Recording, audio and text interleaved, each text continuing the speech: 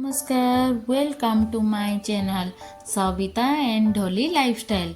आशा करुच्ची आपण मैंने भल थे, मु भी भल अच्छी, ढोली भी भल अच्छी। चलतु इलिशी सीजन आसीगला तो आमे कहीं पछरे रहीबू। एठी हमर इलिशी माछ झाल करने प्रस्तुति आरंभ होती। आगु किछि माछ माँ भाजी दौरान कहीं इलिशीर माछ भजार टेस्ट भी जबरदस्त अच्छी। तो माछ भजा हो गला, एपटे आमर कड़ई गरम हो गला, से तेल आ पियाज पकई सारे माँ। तो पियाजटा को टिके भल भाव में आम फ्राए करदेबू। 70% पियाज आमर फ्राए हो गला। तो माँ से पकाउछंती हल्दी हल्दी पकईके आउ 30% फ्राए करदेबे माँ। तो आमर फ्राए एपटे पियाज हो गला। एथिरे आमे पकेबू सोरिष आउ जीरार पेस्ट।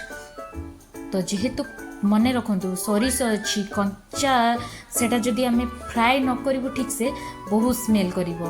तो माँ ताकू कौन कर भल भाव में फ्राए कर।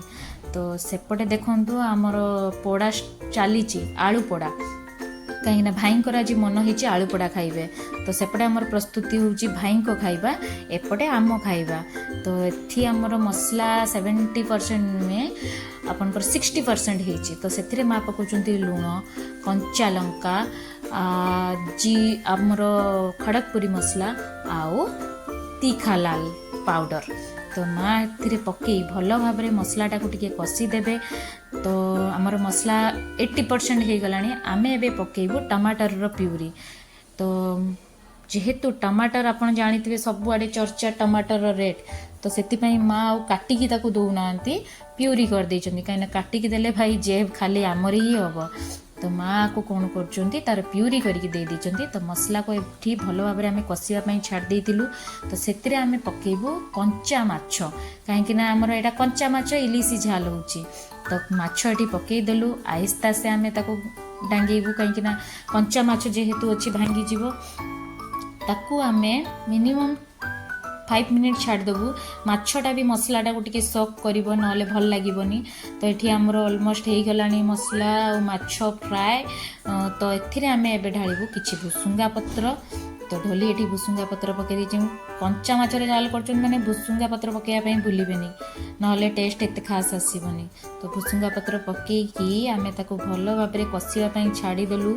आमर देखंतु माछ पूरा गप गप हेकी फुटुची, माने माछ पूरा फ्राए हेकी रेडी हो गलानी। एबे आमर माँ कौन करिवे ताको पानी ढालिबे, कहीं झोल न होइले गरम भात केमती खाइबू।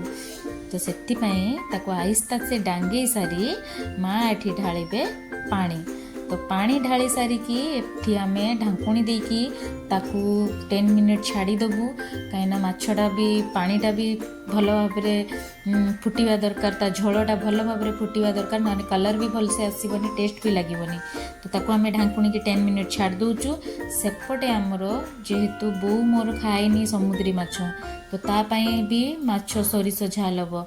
तो रोई माछर झाल माँ सेपटे करूचंती। भाई खाइबे सादा, बो खाइबो मोर देसी माछ, आमे माने खाइबू इलिशी झाल। केते रोसई करिया पई पडुची। अवश्य मु करूनी, माँ करूछंती, कहीं इलिशी मते करिया पई देलेनी। इलिशीर रेट जेतिकी जदि टेस्ट न आसीबो मते धोई देबे, सेतपई मु कहले ओके तमे कर। तो माँ आज निजे रोसई करछंती, निजे नुहे बहुत अधिकांश टाइम से करंती। केबे केबे मु करे, कहीं मु मते टाइम मिलेनी रोसई करिया पई। तो माँ ही करती अधिकांश टाइम। तो आज कहले इलिशी भी सी करेंगे, तो सी करुँच। ढोली आमर पाटू तार नाल गड़िला। तो चलतु ताको आमे परोसी दबा भात, कंचा पियाज, माछ भजा और इलिशीर झाल। तो ढोली खाई तार एक्सप्रेशन थिला ए भलिया। तो आपण मानक भी जदि भल लगी प्लीज लाइक करंतु, सब्सक्राइब करंतु, कमेंट दियंतु प्लीज प्लीज प्लीज। आउ जदि किछि भूल होउची ता पई क्षमा करंतु। Bye bye.